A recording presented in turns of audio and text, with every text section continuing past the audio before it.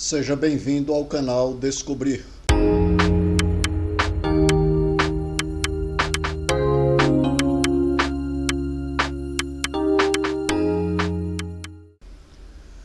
Hoje iremos descobrir sobre o código de barras. E para isso precisamos contar um pouquinho dessa história, como era antes. Antigamente, os nossos supermercados não possuíam código de barras. Eram os etiquetadores que faziam o serviço em cada prateleira para fazer a reposição dos estoques.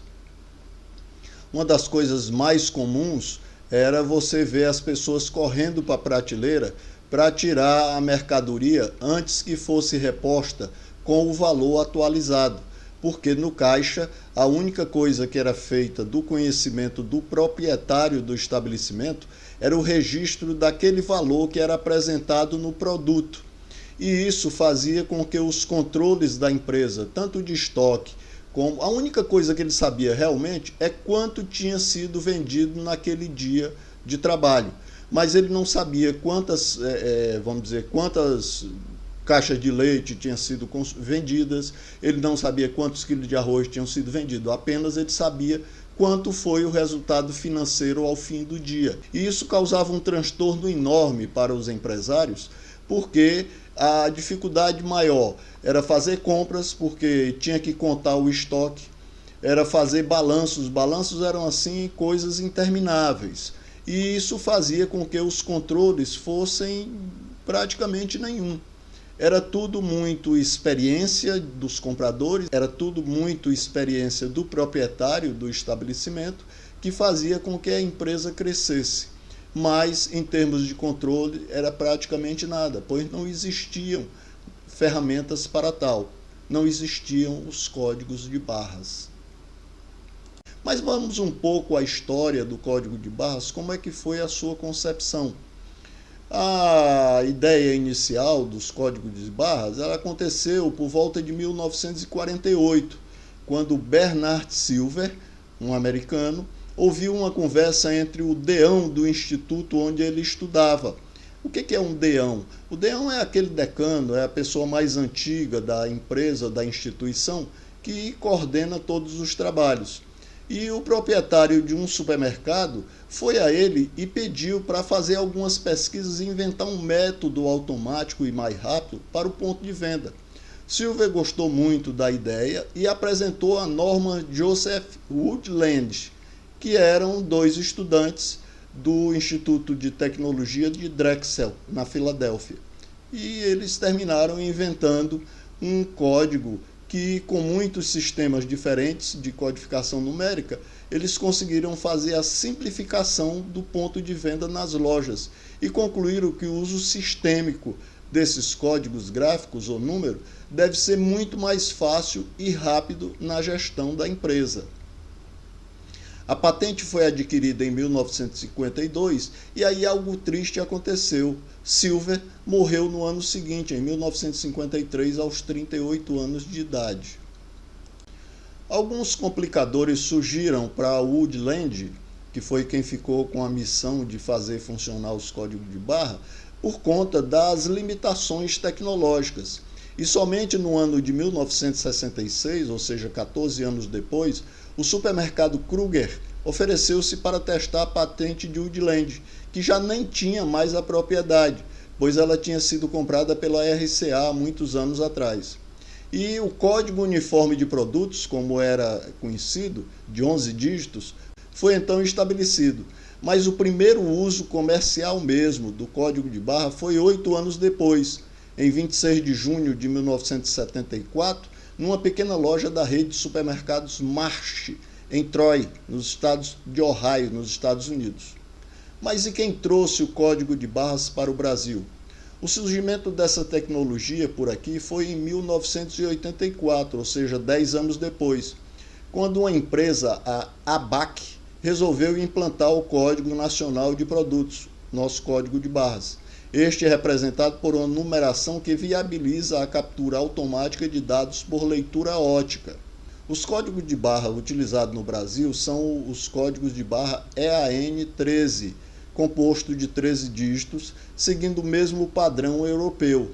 Este modelo é o mais comum e o mais aceito em todos os comércios do Brasil. Para você entender como é que é aquele número que aparece nos produtos, eu vou explicar para você. A primeira sequência de 3 dígitos representa o país de origem do item. Como exemplo, o número que representa o Brasil é o 789.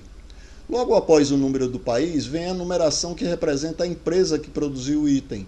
E a terceira categoria, ou o terceiro conjunto de números, ele identifica o produto.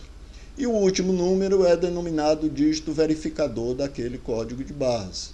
Agora vamos a algumas curiosidades bem interessantes sobre o código de barras. Existe uma coisa chamada margem de silêncio. É recomendado que haja um espaço mínimo de 1 milímetro nas margens do código, para que você não corra risco de que qualquer coisa se aproxime do código, parecendo uma barra, e seja confundido pelo leitor. Caso não haja essa margem, pode ocorrer a confusão e ali terminar dando uma leitura errada. O código também tem um tamanho mínimo. Ele é recomendado um tamanho entre 3 centímetros de largura por 2 centímetros de altura, não esquecendo que também deve ter a margem do silêncio. E o contraste? As barras têm que ser em uma cor muito mais escura e o fundo numa cor clara, para que haja um contraste. E assim o leitor do código de barras ele não tenha nenhuma dificuldade para transmitir essa informação para a central gestora do supermercado. E como funciona o leitor de código de barras? Ele pode ser fixo ou móvel, como você vai ver aí nas figuras. O leitor emite um raio vermelho ou azul que percorre o código de barras. Onde houver uma barra escura, a luz é absorvida, e a ausência de barra ou espaço entre elas faz a luz ser refletida de volta. Esses dados capturados pelo leitor são enviados para o computador central, que faz a conversão dele para os números ou letras que estão representados no código. Importante que a luz emitida tem também a função de orientar o operador na direção que está sendo utilizada. Mas afinal, o que é ou o que são os códigos de barras? O código de barras é uma representação gráfica de uma sequência de números ou letras. A simbologia mais utilizada é a EAN13, composta por 13 dígitos, para a identificação de itens comerciais. E qual a importância da utilização do código de barras? Ele é importante por vários motivos. Importante para a identificação do produto no código de venda, facilita a vida do varejista nas operações diárias e proporciona a segurança das informações coletadas. Mas a evolução não para. Em 1994 foi criado o QR Code. Mas o que quer dizer o QR? Quick Response, que quer dizer resposta rápida, traduzindo para o português, que é um código que ele é barramétrico, bidimensional e pode ser facilmente escaneado usando a maioria dos telefones celulares equipados com câmera. Esse código foi criado pela companhia japonesa Denson Wave e hoje está em todos os lugares. Praticamente todos os restaurantes que você vai não usam mais, por exemplo, o menu. Eles simplesmente têm uma plaquinha com o QR Code, você aponta o seu celular, independe de o garçom chegar ou demorar, não faz diferença. Você já vê o que você quer, quando o garçom chegar você faz o seu pedido e agiliza muito o processo. Inscreva-se no canal, deixe o seu gostei ou não gostei e ative o sininho para receber notificações de novos vídeos.